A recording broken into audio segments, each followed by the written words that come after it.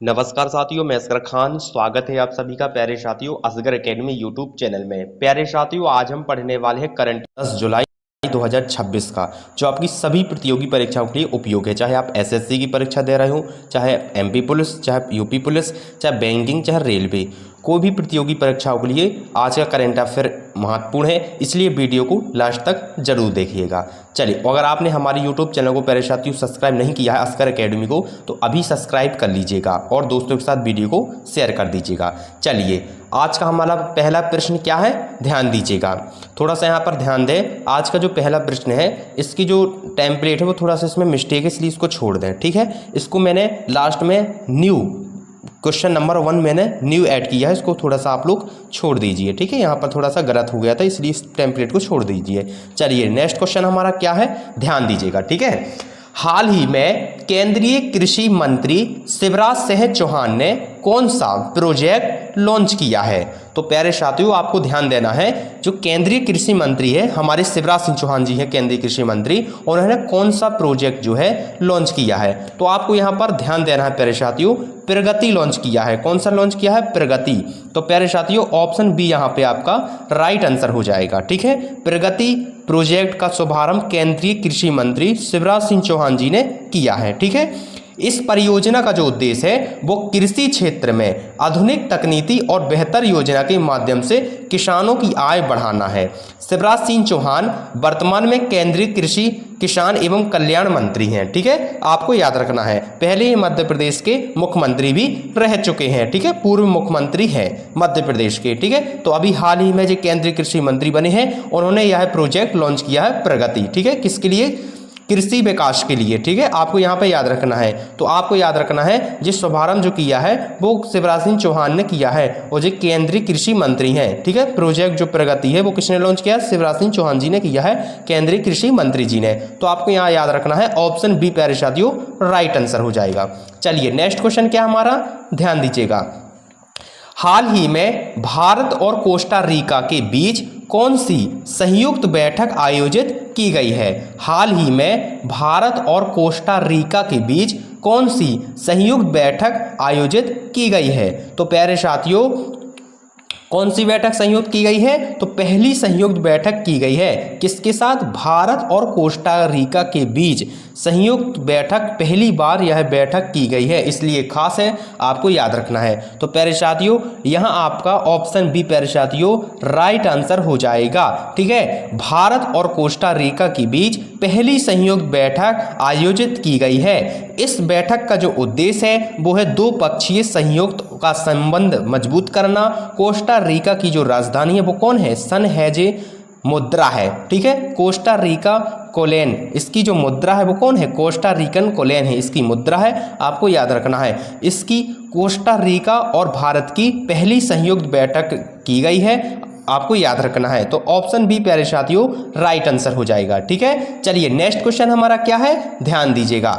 हाल ही में सरदार सरोवर परियोजना के भुगतान निपटारे के लिए कितने राज्य के बीच समझौता हुआ है? हाल ही में सरदार सरोवर परियोजना के भुगतान निपटारे के लिए कितने राज्य के बीच समझौता हुआ है? तो प्यारे साथियों, 4 राज्यों के बीच समझौता हुआ है। कितने राज्यों के बीच? 4 राज्यों के बीच समझौता हुआ है। तो प्यारे साथियों, आपका यहाँ पर ऑप्शन सी आपको प्यारे साथियों राइट आंसर हो जाएगा। 4 राज्यों ने समझौता निपटारे के लिए समझौता किया है, आपको याद रखना है। सरदार सरोवर परियोजना के भुगतान निपटारे के लिए 4 राज्यों के बीच समझौता किया गया है।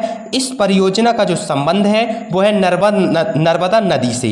किस नदी से संबंधित है? नर्मदा नदी से, ठीक है। इस परियोजना से जो जुड़े प्रमुख राज्य हैं वो कौन कौन से हैं? गुजरात, मध्य प्रदेश, महाराष्ट्र, राजस्थान। यह परियोजना सिंचाई, पेयजल और जल विद्युत उत्पादन के लिए महत्वपूर्ण है। अब इसमें मामला क्या है आप लोग समझे, ठीक है। जो सरदार सरोवर परियोजना जो है वो किसने निर्माण कराई थी? वो गुजरात सरकार ने कराई थी, यानी कि गुजरात राज्य में इसका शुभारंभ हुआ था, ठीक है। तो अब इसका जो पानी जो है वो 3 राज्यों में जाता है। कौन कौन में जाता है? मध्य प्रदेश में, महाराष्ट्र में और राजस्थान में। तो इससे जो बिजली उत्पादन होती है, इससे जो लाभ मिलता है वहाँ के राज्यों को, वो सबको मिलता है।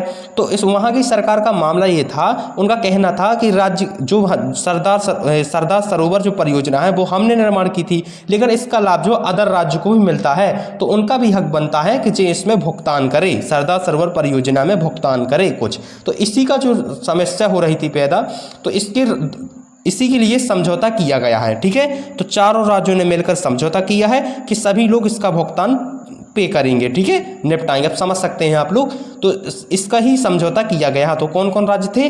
मध्य प्रदेश, गुजरात, महाराष्ट्र, राजस्थान। ठीक है, आपको इतना याद रखना है प्यारे साथियों। ऑप्शन सी प्यारे साथियों राइट आंसर हो जाएगा। 4 राज्यों के बीच आपस में समझौता हुआ है। ठीक है, चलिए नेक्स्ट क्वेश्चन क्या है हमारा, ध्यान दीजिएगा। हाल ही में एक पेड़ मां के नाम अभियान के तहत कितने लाख पौधे लगाने का लक्ष्य रखा गया है? हाल ही में एक पेड़ मां के नाम अभियान के तहत कितने लाख पौधे लगाने का लक्ष्य रखा गया है? तो प्यारे साथियों 70 लाख पेड़ लगाने का लक्ष्य रखा गया है।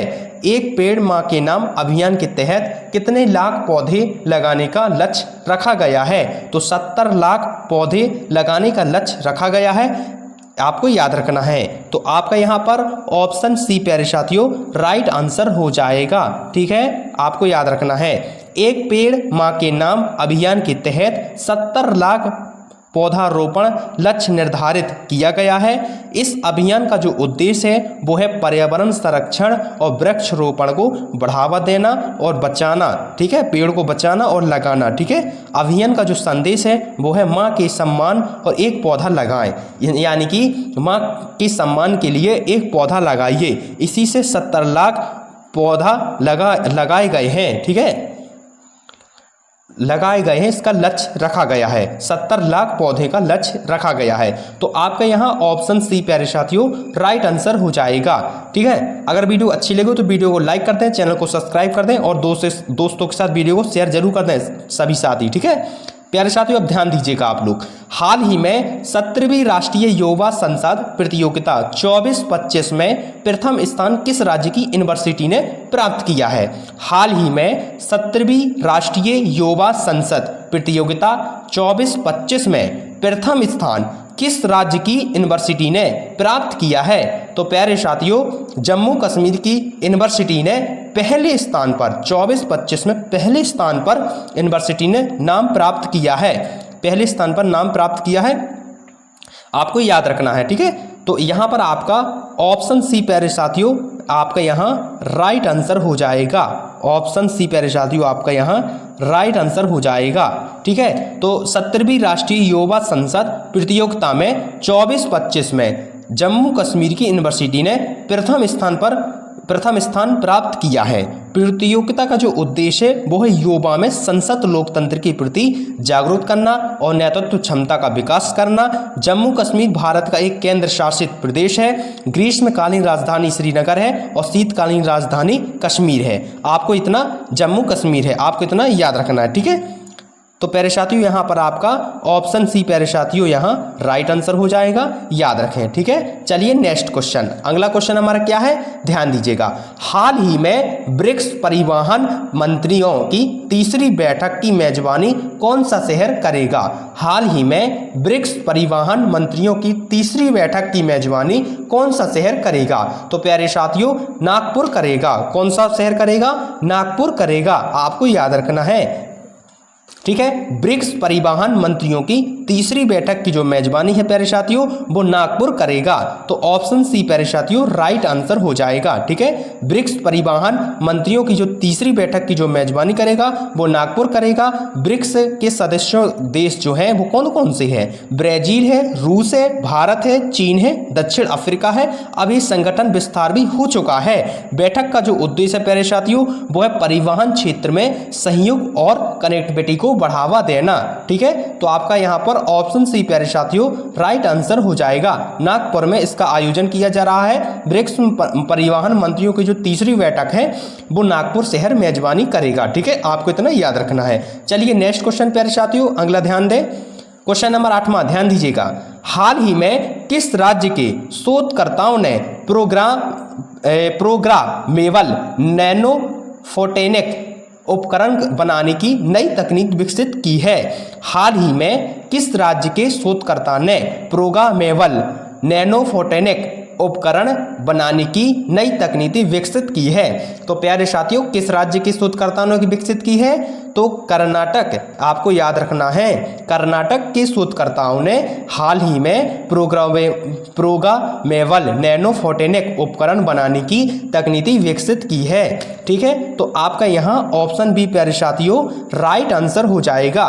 कर्नाटक यानी बेंगलुरु के शोधकर्ताओं ने धातुओं के प्रकाशीय गुणों को बदलकर प्रोग्रामेबल नैनोफोटोनिक उपकरण विकसित करने की नई तकनीकी खोजी है। यह खोज नैनोफोटोनिक्स और ऑप्टिकल तकनीक के क्षेत्र में एक महत्वपूर्ण उपलब्धि है। बेंगलुरु को भारत की सिलिकॉन वैली कहा जाता है। कर्नाटक की जो राजधानी वो कौन है? बेंगलुरु है। ठीक है, आपको इतना प्यारे साथियों याद रखना है। तो आपका यहाँ ऑप्शन बी प्यारे साथियों राइट आंसर हो जाएगा। अगला क्वेश्चन हमारा क्या है, ध्यान दीजिएगा सभी लोग। आप लोग लास्ट वीडियो को जरूर देखिएगा। वीडियो को अगर आप पूरा वीडियो नहीं देखेंगे, बीच में छोड़कर जाएंगे तो आपका ही हानि है, आपको समझ में नहीं आएगा। इसलिए वीडियो को लास्ट तक जरूर देखें प्यारे साथियों। ठीक है, तो अगला क्वेश्चन हमारा क्या है, ध्यान दीजिएगा। हाल ही में जनजातीय कार्य मंत्रालय ने कौन सा नया प्लेटफॉर्म लॉन्च किया है? हाल ही में जनजातीय कार्य मंत्रालय ने कौन सा नया प्लेटफॉर्म लॉन्च किया है? तो प्यारे साथियों ट्राइब्स एप्स लॉन्च किया है। जनजातीय कार्य मंत्रालय ने कौन सा नया प्लेटफॉर्म लॉन्च किया है? ट्राइब एक्स नामक एक एप्स लॉन्च किया है, प्लेटफॉर्म लॉन्च किया है, आपको याद रखना है। तो ये आपका यहाँ ऑप्शन बी प्यारे साथियों राइट आंसर हो जाएगा। ठीक है, जनजातीय कार्य मंत्रालय ने ट्राइब्स एप्स प्लेटफॉर्म लॉन्च किया है। इसका जो उद्देश्य है वो है जनजातीय समुदाय को डिजिटल सेवा और विकास योजना से जोड़ना है। ठीक है, जनजातीय कार्य मंत्रालय अनुसूचित जनजाति के कल्याण, शिक्षा और आजीविका से संबंधित योजना का संचालन करता है। ठीक है, आपको यहाँ याद रखना है इतना। तो ट्राइब्स एप्स नामक एक जनजातीय कार्य मंत्रालय ने नया प्लेटफॉर्म लॉन्च किया है, आपको इतना याद रखना है, क्योंकि आपकी परीक्षाओं में महत्वपूर्ण क्या है वो पूछा जाता है, तो आपको इतना याद रखना है। ठीक है, तो आपका यहाँ ऑप्शन बी प्यारे साथियों राइट आंसर हो जाएगा। ट्राइब एप्स नामक प्लेटफॉर्म लॉन्च किया जनजातीय मंत्रालय ने। ठीक है, अगर आपकी परीक्षा में पूछा जाए कि जनजातीय कार्य मंत्रालय ने कौन सा अभी प्लेटफॉर्म लॉन्च किया है, तो आपको इतना तुरंत दिमाग में आना चाहिए कि ट्राइब एप्स नामक एक प्लेटफॉर्म है, उसका उस ट्राइब नामक एक प्लेटफॉर्म है, उसको लॉन्च किया किसने? जनजातीय कार्य मंत्रालय ने। और आपको याद रखना तो ट्राई ऐप का कार्य क्या है, इसका लाभ क्या होगा, तो आपको यहाँ पर याद रखना जनजातीय कार्य मंत्रालय ने जो ट्राई ऐप लॉन्च किया है उसका उद्देश्य जनजातीय समुदाय को डिजिटल सेवा और विकास योजना से जोड़ना है। तो आपको इतना माइंड में आना चाहिए। ठीक है, क्योंकि आपकी परीक्षा में पूछा जा सकता है, तो आपको इतना माइंड में रखना है। ठीक है, चलिए नेक्स्ट क्वेश्चन हमारा क्या है, ध्यान दीजिएगा। हाल ही में साउथ इंडिया बैंक के नए एमडी और सीईओ के रूप में किसे नियुक्त किया गया है? हाल ही में साउथ इंडिया बैंक के नए एमडी और सीईओ के रूप में किसे नियुक्त किया गया है? तो प्यारे साथियों आपको इतना याद रखना है किसे नियुक्त किया गया है, तो महेश पाई को। ठीक है, इनका पूरा नाम क्या है? महेश मुरलीधर पाई। ठीक है, इनका आपका पूरा नाम याद रखना है। इन्हें हाल ही में एमडी और सीईओ के रूप में नियुक्त किया गया है। साउथ इंडिया बैंक के एमडी और सीईओ के रूप में इन्हें नियुक्त किया गया है। आपको प्यारे साथियों इतना याद रखना है। ठीक है, महेश पाई जो है महेश मुरलीधर पाई जो है इन साउथ इंडिया बैंक का नया एमडी और सीईओ नियुक्त किया गया है।